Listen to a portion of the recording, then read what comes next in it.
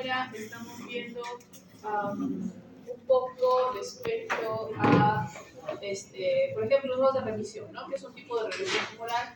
Y ahora vamos a ver lo que son ya los aspectos genéticos donde acabo de perder. Entonces, en realidad, como hemos visto, el cáncer es inherentemente genético y va a depender fuertemente de las mutaciones que éste desarrolla. Es natural que desarrolle mutaciones porque la falta de control del proceso de replicación celular implica también que se pierde un control sobre la actividad de la polimerasa. Por lo tanto, las mutaciones no se acumulan. Implica que se pierde un control sobre la telomerasa para la reparación y el alargamiento de los telómeros. Nuevamente implica entonces de que tenemos un proceso de inestabilidad genética, lo que va a llevar a una bola de nieve en la cual se acumulen mutaciones producto de la naturaleza de la célula cancerígena. Aquí podemos diferenciar dos grupos particulares que son las mutaciones conductoras y las mutaciones pasajeras. Como su nombre indica, las mutaciones pasajeras son aquellas mutaciones producto de la división celular característica de una célula cancerígena. No necesariamente van a ser genes importantes dentro de la afectación per se, pero sí forman una parte de la inestabilidad genética producto de la neoplasia. Por lo tanto, son pasajeras, ¿no? Son un efecto. Mientras que las mutaciones conductoras son una causa. Es decir, son aquellas mutaciones que, ocurridas, son las que desencadenan de alguna u otra manera la desregulación del ciclo celular, ya sea por activarlo o por impedir su activación, ¿no? Aquellos que regulan el ciclo celular y aquellos que inducen el ciclo celular van a ser afectados y serán mutaciones conductoras. Lógicamente, las mutaciones conductoras son las más importantes dentro del estudio de cáncer desde un punto de vista molecular, debido a que lo que nosotros queremos saber es diagnóstico, queremos saber severidad, queremos saber pronóstico, y bajo ese criterio las mutaciones conductoras son nuestro lugar de interés. Acá el reto asociado es que estas mutaciones, que es la capacidad de diferenciar entre lo que sería una mutación pasajera y una mutación conductora. Así es como nos daremos cuenta de que existe, por ejemplo, el atlas genómico del cáncer, que son todas aquellas mutaciones que ya han sido definidas como mutaciones conductoras y que no son pocas. En realidad son muchos genes los que están asociados al control del ciclo celular, lo que hace que para el diagnóstico y pronóstico, especialmente genético, del desarrollo de ciertos cánceres, no se trabaje con un único gen, se trabaje con paneles de genes, es decir, patrones o perfiles genéticos que puedan ser característicos no solo de un tipo de cáncer, sino del nivel de severidad de un cáncer. Como nos recordaremos, este tipo de mutaciones son de gran variedad, pueden ser SNPs. Permítame, voy a cerrar el WhatsApp, ya no lo necesito.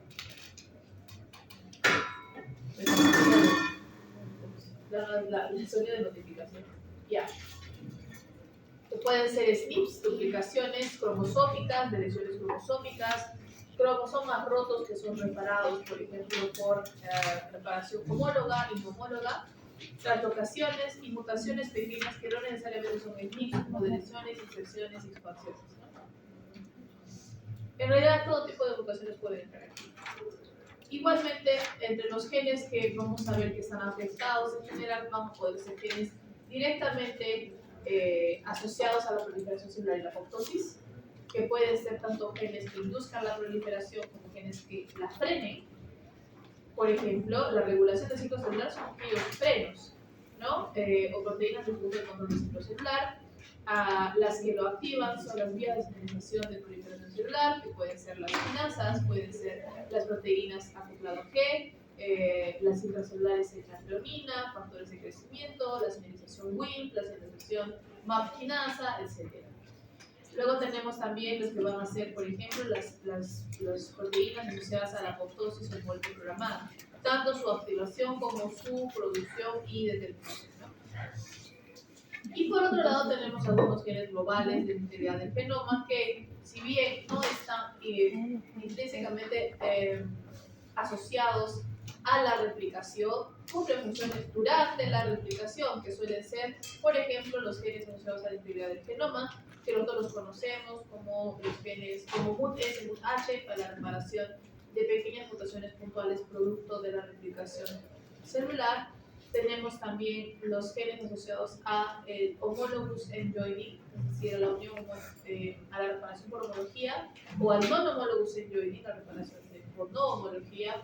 También tenemos aquellas proteínas encargadas de la segregación cromosómica. También tenemos acá la telomerasa, que es la reparadora de los telómeros. Y también vamos a tener algunas otras proteínas, por ejemplo, las proteínas o las enzimas transformadoras o modificadoras de histonas, que determinan la expresión y la activación de un determinado gen desde un punto de vista epigenético, ¿no? No necesariamente están hablando ahí de una mutación de un gen, sino de su falta de expresión, producto de una modificación en el perfil epigenético de la célula.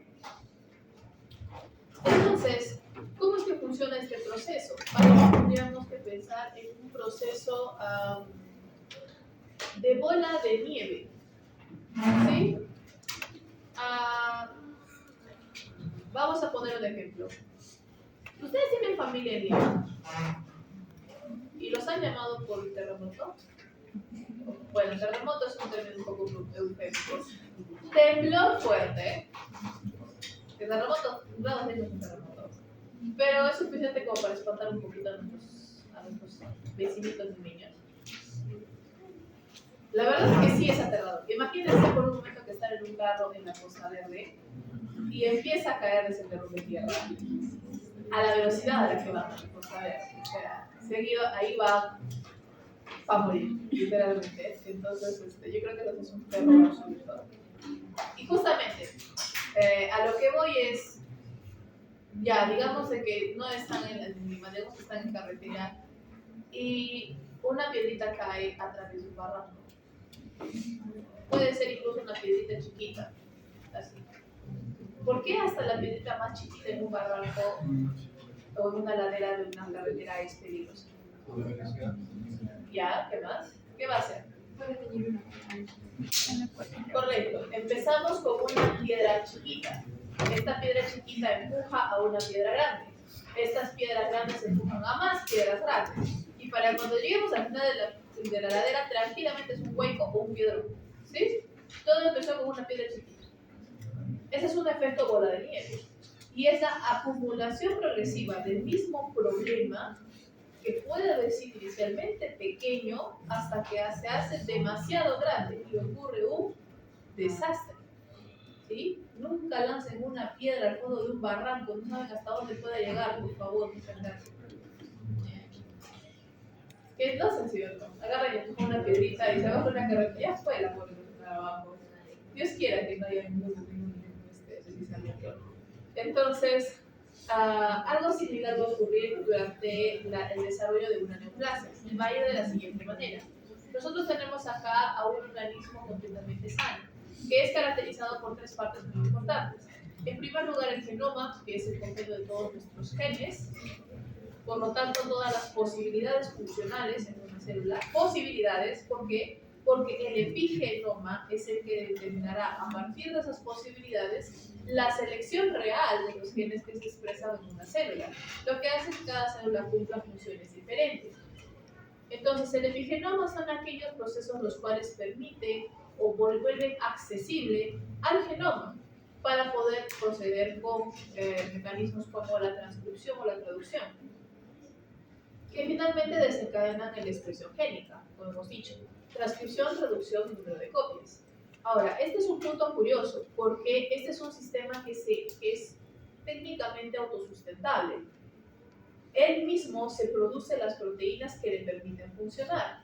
Es decir, no solamente proteínas estándar, sino proteínas de reparación del ADN. Regresamos al genoma. Proteínas o enzimas de las enzimas de modificación de histonas. Regresamos al epigenoma. De las proteínas reguladoras de la expresión a la misma expresión, enzimas de modificación histónica más proteínas de la segregación de los cromosomas de vuelta al genoma. Es decir, la expresión génica es indispensable para que el sistema de origen funcione también, casi como un efecto del huevo y la gallina. Sin embargo, ¿qué sucede si a esta cadena nosotros le rompemos un eslabón? Eventualmente vamos a tener cambios ahí y finalmente cambios en otras funciones adicionales que son el control del ciclo celular una proliferación que debería ser controlada, una diferenciación terminal, es decir, cada célula con su determinada función, y finalmente una apoptosis o muerte programada en base a diferentes conceptos. La muerte programada puede venir por un daño celular, puede venir por un estrés excesivo, puede venir simplemente por un tiempo de vida. Por lo tanto, la apoptosis es un proceso natural de las células y necesario, ¿sí? Sin embargo, ¿qué sucede cuando nosotros tenemos mutaciones o cambios en este efecto? Imaginemos que por un momento el daño inicial ocurre dentro del genoma, una mutación. Una mutación que lleva a la pérdida, por ejemplo, de un perfil epigenético normal, es decir, una pérdida integral del genoma que no permite el reconocimiento de ciertos conceptos o ciertos procesos epigenéticos y que desencadena directamente en una falta de expresión de ese gen mutado. Si ese gen fue uno de los 4 pilares de proteínas reparadoras, enzimas modificadoras de la cromatina, proteínas que controlan la segregación del ADN, lo que vamos a tener es un efecto negativo directamente o de vuelta en el genoma y otra vez de vuelta en el epigenético normal. O cuando se cuenta es un circuito cerrado. Mientras menos expresión normal tenga de estas proteínas anexas, más será la pérdida de la integridad del genoma y más será la pérdida del perfil epigenético normal en la expresión correspondiente. Lo que eventualmente generará una espiral, es decir, la piedrita que jala piedras grandes, hasta que se convierte en una avalancha, donde se ve la avalancha en el resto de proteínas afectadas, que van a desencadenar en, por ejemplo, pérdida del control del ciclo celular, proliferación descontrolada, interrupción de la diferenciación y fallo de la apoptosis. Todas características intrínsecas de una célula cancerígena. Es decir, desarrollamos un cáncer. Bajo ese concepto, las células cancerígenas no son estáticas, acumulan mutaciones. Eso implicaría de que una célula que fue, digamos, la célula cero dentro de una neoplasia, no va a tener el mismo genoma que una célula de una metástasis producto de esa neoplasia. Es decir, va a haber tal cantidad de mutaciones que prácticamente la célula va a ser irreconocible, lo que hace de la población neoplásica, la población tumoral, heterogénea, increíblemente heterogénea, ¿sí? Y también la acumulación de mutaciones dentro de la célula va a hacer de que esta pueda desencadenar, por ejemplo, mecanismos más agresivos respecto al cáncer, ¿sí? Entonces, dentro de todo este proceso nosotros podemos diferenciar a 2 grandes grupos. Genes que van a encargarse de frenar el ciclo celular y que en este caso la falta de expresión de los mismos lleva a un cáncer, que se denominan los genes supresores de tumores o GSTs. Por ejemplo, P53 es un GST, ¿sí? Y en el caso de los oncogenes, van a ser genes que normalmente activan la división celular. O sea, se llaman oncogenes o protooncogenes porque son genes que en realidad son genes necesarios para el cuerpo. Son genes que activan la división celular. Pero cuando esto se sobreexpresa, sobreactivan la división celular, lo que los convierte en oncogenes. Por ejemplo, Carras es un oncogeno, ¿sí? Entonces, normalmente, ante esa idea, nosotros nos imaginaremos 2 circunstancias. Podemos tener cánceres producto de la inactivación o la falta de frenos en la división celular, mutaciones inactivantes de GSTs, o tenemos mutaciones las cuales le dan rienda suelta al acelerador en la división celular, es decir, protooncogenes vueltos oncogenes, por lo tanto, una activación tóxica, una activación exacerbada, superior a lo normal. Incluso algunos cánceres van a ser una mezcla de los dos, ¿sí? De esta manera, si nosotros reconocemos un determinado gen, podremos imaginar cuál es el mecanismo detrás que genera esta activación. Vamos a poner un caso de la fase pasada. Ustedes en la fase pasada han visto el Xenoderma pigmentosa, una enfermedad autosómica recesiva. Como es recesiva, suele ser una enfermedad inactivante de las proteínas. ¿Qué proteínas afecta? Una serie de proteínas ERCC. 5 RCCs, que están encargadas de la regulación del ciclo celular. Por lo tanto, esos RCCs son GSTs o genes supresores de tumores. ¿Y cómo es que se desarrolló la enfermedad? Se desarrolló por una activación de los mismos. La senoderma pigmentosa puede empezar como una irritación celular, pero una de las características de la enfermedad, como ustedes han visto en el caso, es la aparición de melanomas. ¿Y qué es el melanoma si no es un tipo de cáncer de piel? ¿Sí? Entonces, por ahí vamos ingresando.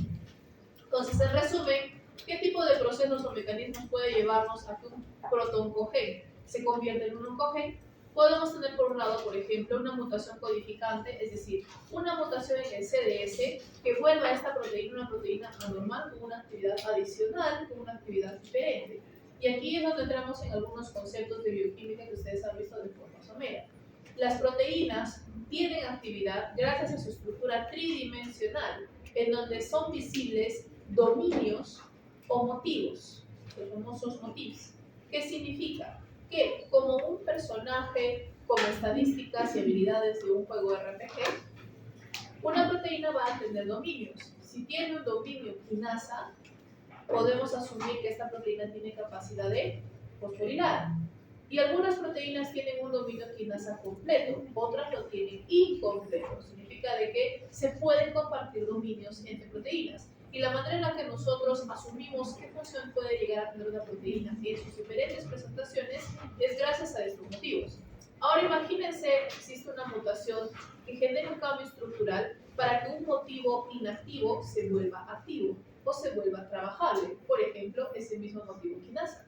La proteína tiene una función diferente, que puede ser una función más fuerte, menos fuerte, o que puede desencadenar, por lo tanto, un cambio en la proliferación celular. Técnicamente es una mutación activada. ¿Sí?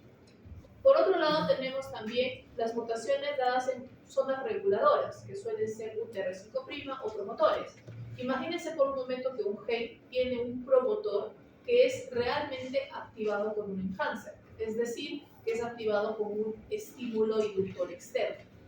Si ocurre una mutación en este promotor que lo vuelve insensible al estímulo externo, significa que se vuelve un switch de luz, que no importa si lo suben y si lo bajan, la luz sigue prendida.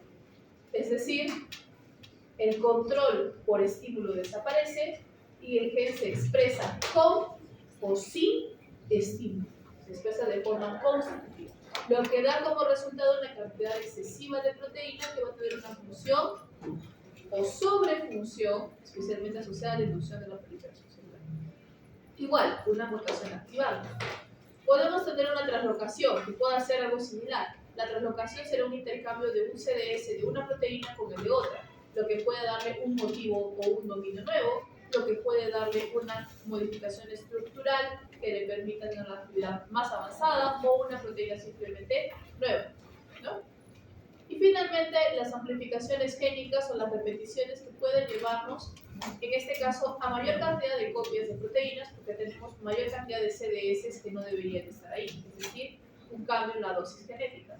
Y que también, como hay más, hay una mayor actividad, por lo tanto, un aumento en la actividad de un oncogen. Esas suelen ser mecanismos de activaciones, o mejor dicho, de mutaciones activadoras, ¿sí?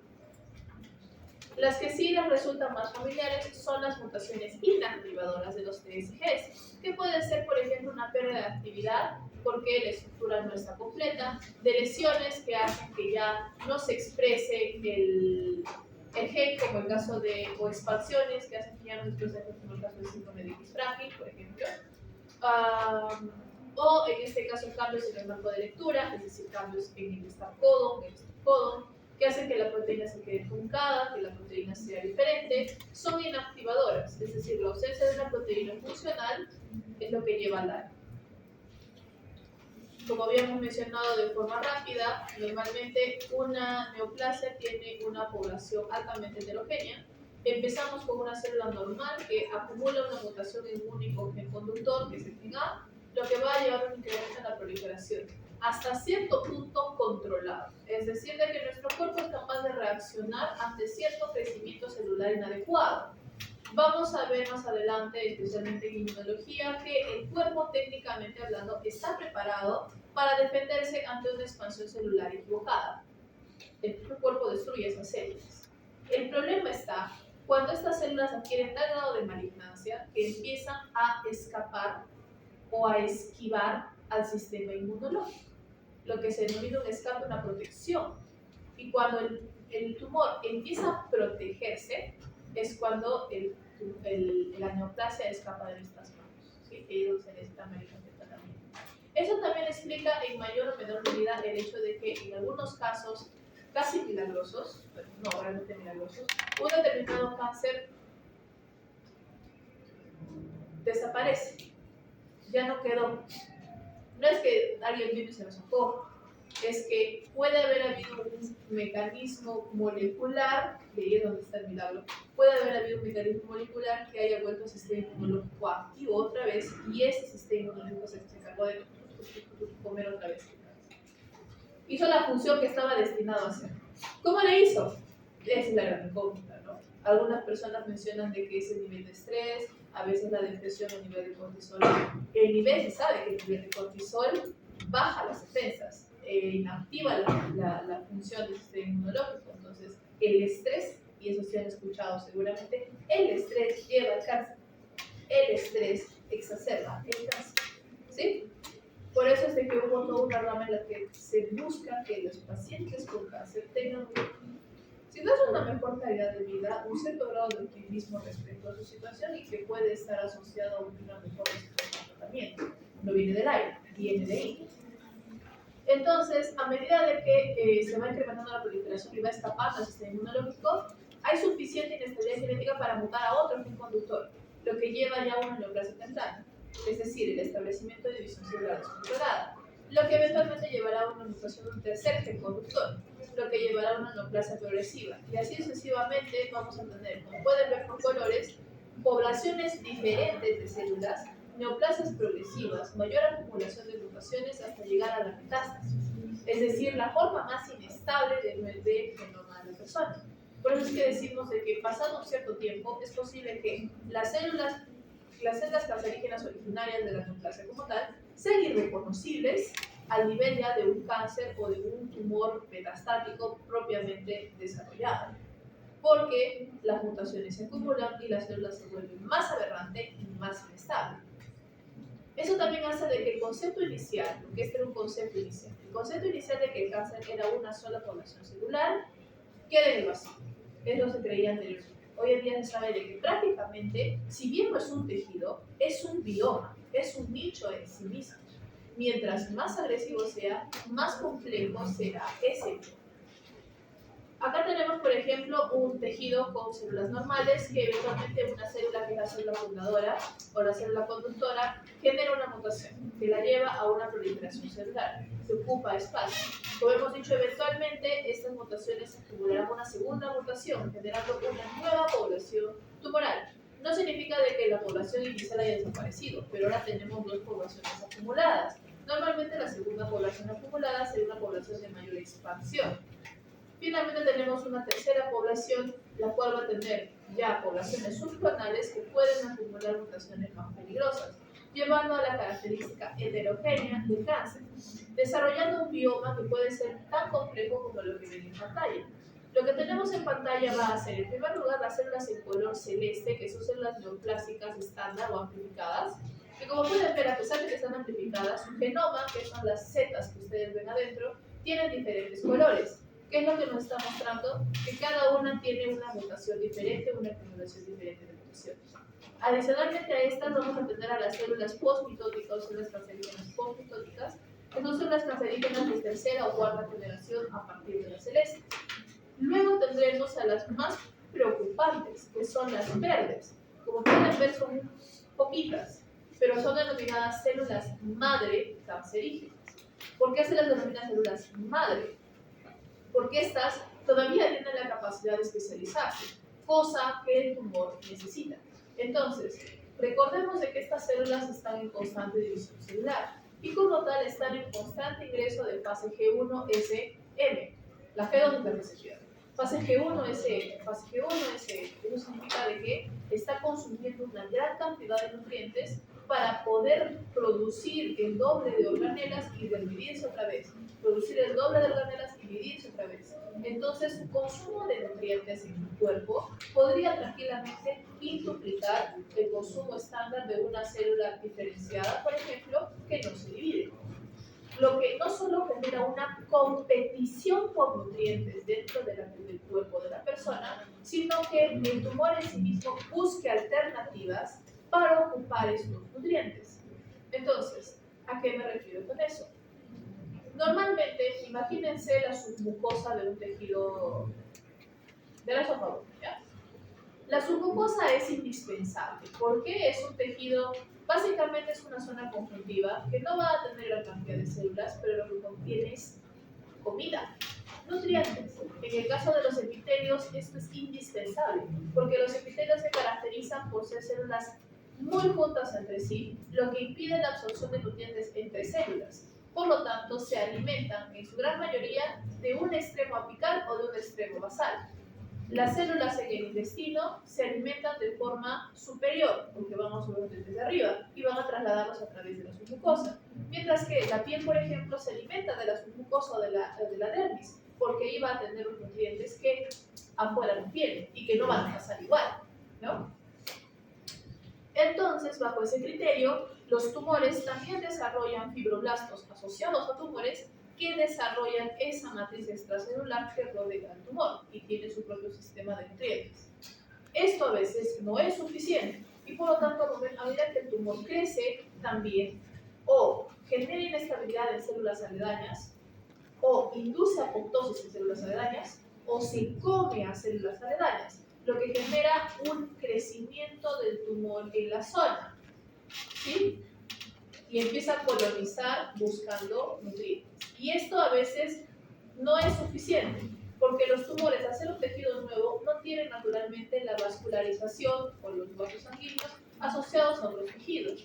Las células madre cancerígenas se diferencian en tejido epitelial, generando lo que se conoce como una angiogénesis, es decir, la aparición de vasos sanguíneos nuevos asociados al tumor, y de esta manera consumir nutrientes directamente del torrente sanguíneo.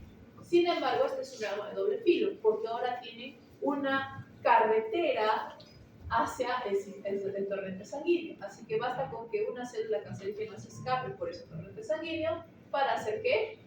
Una metástasis. Entonces, la angiogénesis es una señal o un foreshadowing inequívoco de una futura metástasis, ¿sí? Y todo va a depender de la agresividad de la división celular del tumor, porque mientras más se divida, más alimento consume. Adicionalmente a esto, como si no fuera suficiente, vamos a tener tanto macrófagos como células dendríticas asociadas a los tumores. Esto se va a ver más en inmunología, pero tranquilamente estas células que podrían ser de defensa son de defensa del tumor.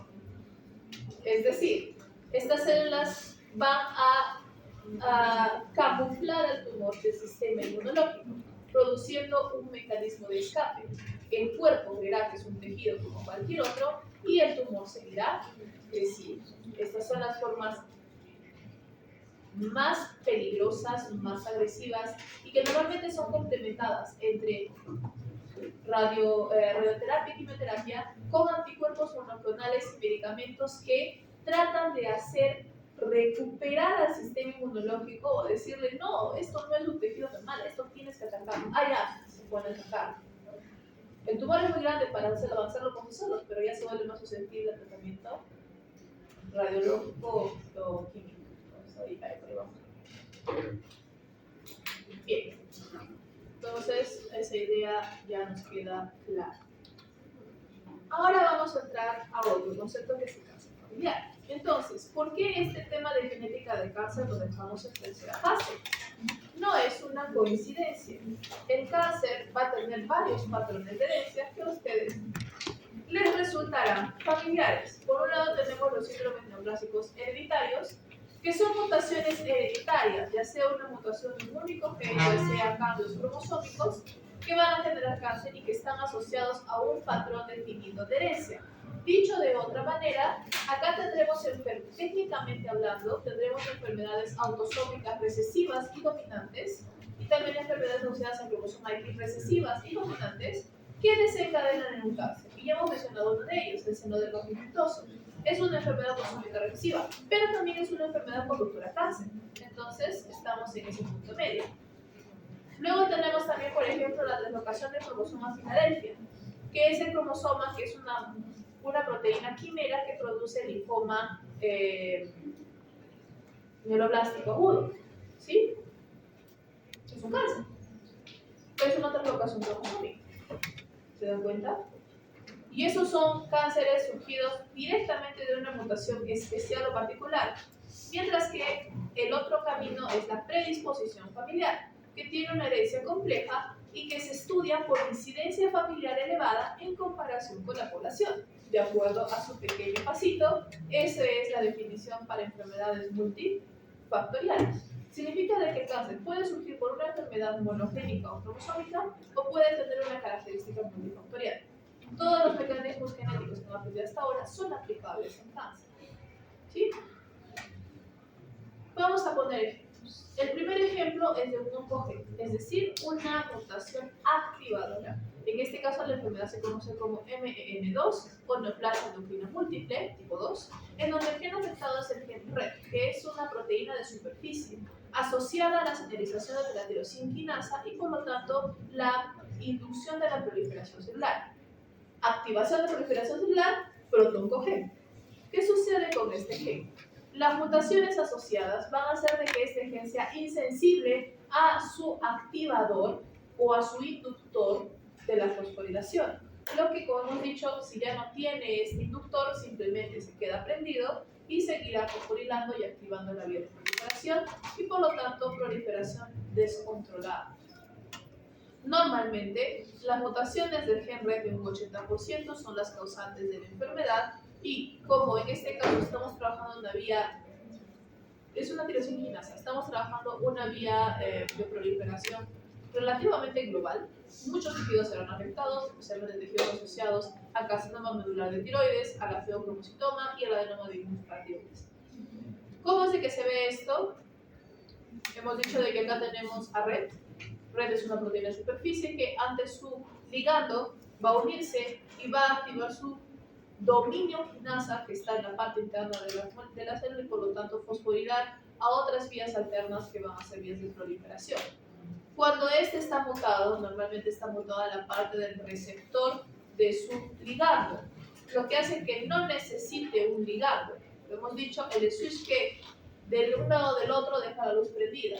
Por lo tanto, esta actividad fosforiladora se queda siempre activada, lo que está, por lo tanto, induciendo constantemente la producción o la proliferación celular y la supresión de la apoptosis.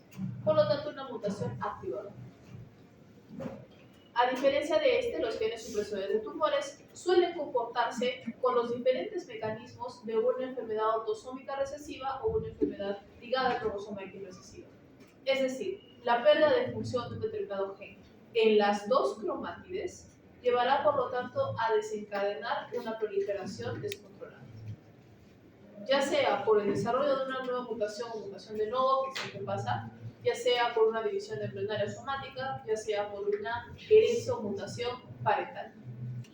Y algo curioso en estos conceptos es el fenómeno de los dos eventos. Entonces, dentro de una enfermedad recesiva, como hemos visto en la fase pasada, tenemos tres posibles maneras de desarrollar a un recesivo para un gen. Primera manera, que ambos padres sean portadores asintomáticos de la enfermedad y se lo pasen al hijo. Segunda manera, que uno de los padres sea portador asintomático y la otra mutación simplemente surja de nuevo. ¿Sí? Y tercer paso, que estas personas hayan botado 1 kilo de sal en el piso y que el niño haya desarrollado 2 mutaciones de nuevo y hayan activado sus 2 copias de gen. Sea homocigoto, sea un heterocigoto compuesto, es decir, 2 mutaciones diferentes inactivantes o una misma mutación inactivante. Esas son las 3 opciones. Yo les pregunto ahora, por lógica simplemente, lo que les doy intuición, ¿cuál de estas 3 opciones sería estadísticamente más probable?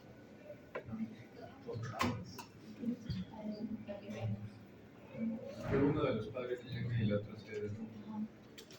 ¿Por qué? Para que ambos padres sean portadores de esa mutación, implicaría que todos tenemos esa mutación. A menos de que los padres sean consanguíneos, es muy raro encontrar los padres portadores en una enfermedad recesiva, ¿verdad? Pero es más común que uno sea portador y que el otro haya sufrido chico. Eso se llama los dos eventos. Como podemos ver acá, un padre afectado, el otro padre no afectado, teniendo hijos que van a estar afectados. ¿Por qué? Porque hay una mutación en la línea celular terminal y luego viene una segunda mutación, que es la mutación somática, que desencadena la enfermedad. Cuando esto ocurre, normalmente todas las células son susceptibles por tener ya una mutación. Lo único que necesitamos es un fenómeno de división celular que acarree una mutación adicional y por lo tanto se desarrolle la enfermedad. Significa que este tipo de mutaciones y enfermedades van a estar asociados a tejidos de alta replicación o reparación celular. ¿Qué tejidos tenemos de alta replicación celular? La piel, ¿qué más? El hígado.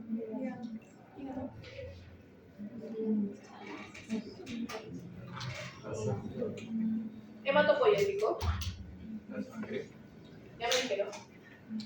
los linfocitos. ¿Eso es sangre? El estómago. Ok, el epitelio estomacal. ¿Qué páncreas?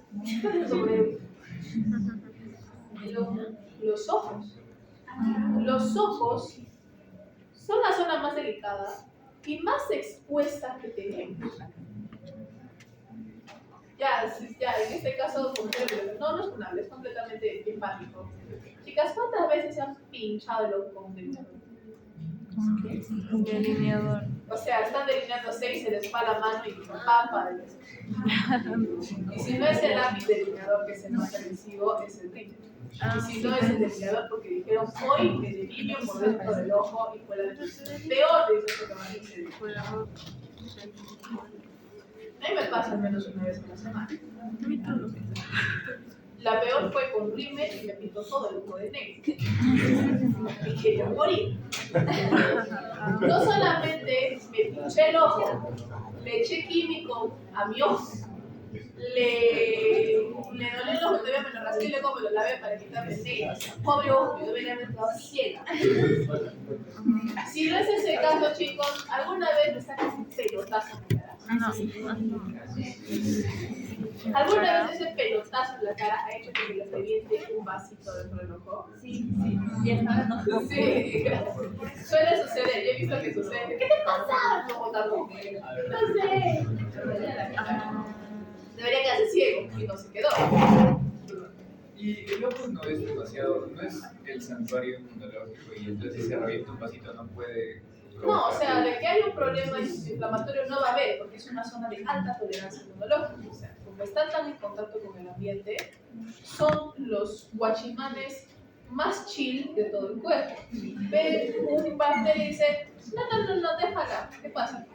Ven un parásito, no pasa nada. No, déjalo. O sea, hay tolerancia inmunológica, porque si no estaremos con los hongos como conviviendo todo el santo día. Pero también estamos adeptos a muchos daños físicos y químicos al ojo.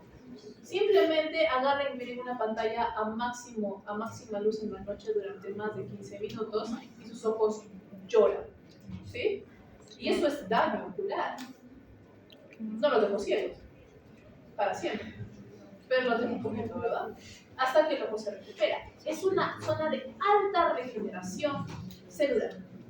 Y es una zona perfecta para que una célula descarrile y genere una mutación. Y si ya tenía una mutación en esa zona, pilas. Así es donde surgimos nosotros, por ejemplo, en nuestro primer ejemplo de este caso de enfermedad, que es el retinoblastoma.